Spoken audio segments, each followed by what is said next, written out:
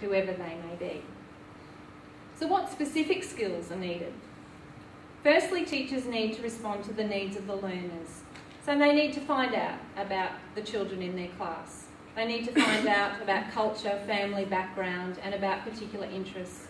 If a student has a disability, they need to find out about the characteristics of the disability and the implications for learning and participation in school.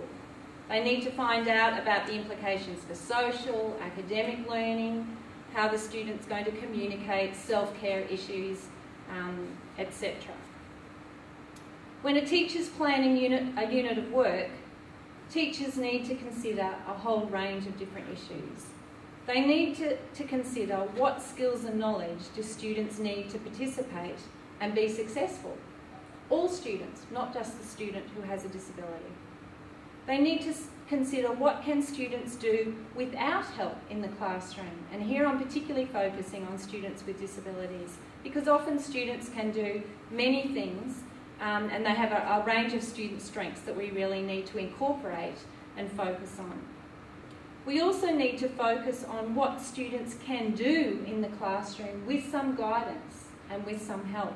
And that guidance and assistance might come from a range of different sources. So students can participate in lots of classroom activities with some assistance. And we need to consider who needs the most help and how do we get that help. Teachers in classrooms that cater for diversity, that have children with disabilities, need to consider what adjustments are required to enable students to access the curriculum, achieve curriculum outcomes, and participate in the life of the school. They need to consider the environment. I remember a student that we had in grade 1 who was in a wheelchair. We had rotating classroom activities across 2 classroom spaces. We need to think about how he was going to access the resources for the activities from his wheelchair, how he was going to move around the classroom, and how he was going to join in with the activities. We need to think about what extra resources students need. Do they need colour coding to help them work out what activities to do at certain times? We need to think about what type of support they need in class, or whether they need some independent individual time. Do they need some help from peers? Can they work in a group activity? Do we need to do team teaching? Do we need another teacher? Do we need a specialist teacher? Do we need a teacher aide? Teachers need to think about multiple ways of demonstrating learning. So I often think about a child that I worked with in grade 1 that was at a school that I was visiting, and they were doing an activity about animals and the categories of animals, like mammals, reptiles, birds, for example.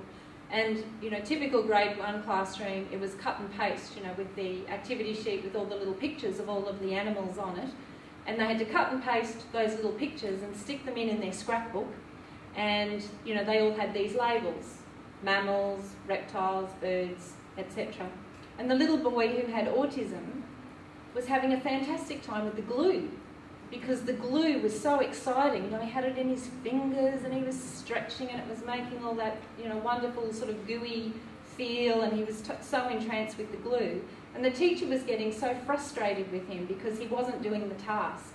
And I sat down and had a chat to him, and he knew more about the categories of animals than probably all of us, unless you're a scientist and you work at the museum. He knew all of the scientific names, and he knew just so much about those animals. So in terms of him demonstrating his knowledge, the activity wasn't enabling him to do that.